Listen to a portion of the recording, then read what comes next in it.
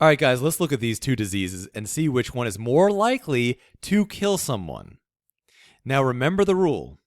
For either of these diseases, you need to get to a physical, actual hospital, not CVS, not Walgreens, but an actual hospital within 3 days. And if you don't get to an actual hospital within 3 days, you're going to die.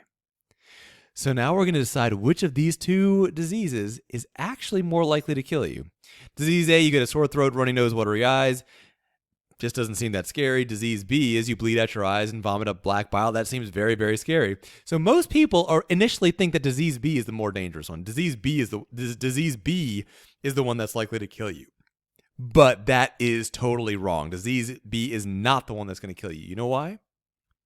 Well, just imagine this for a moment. Imagine that you're in this position and you just have a normal level of health and all that kind of stuff. Imagine that you get a sore throat, runny nose, and watery eyes. Are you actually going to go to the hospital? Probably not. Most people would never go to the hospital for something like this unless there were some other medical issues. But if you have no other medical issues and you get a sore throat, runny nose, and watery eyes, you'll just stay home. You'll rest. You'll wait it out. You'll say, this is not a big deal. You will not go to the hospital. That's what makes it dangerous. You will never go to the hospital for something like this. And if you don't get to the hospital in 3 days, you die. So if you get something like this, most people are going to die. Now consider disease B. Disease B is the scary one, right? You bleed out your eyes. That's the stuff of nightmares. You vomit up black bile. That's the stuff of different nightmares. Here's the thing. If somebody got disease B, they would be in a hospital in 10 minutes.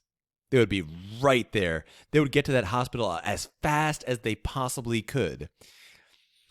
So even though disease B is more scary, it's actually less likely to kill you. You know why? Because it's more scary. So people respond to it. People are like, oh my God, here's a big deal. We have to get to the hospital right now.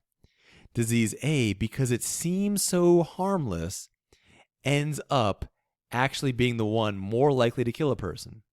A person with a disease A is probably not going to go to the hospital. So they're not going to get to the hospital within 3 days. A person with disease B, on the other hand, will definitely go to the hospital. And because it's so scary and because it gets them to the hospital, people with disease B will probably be okay.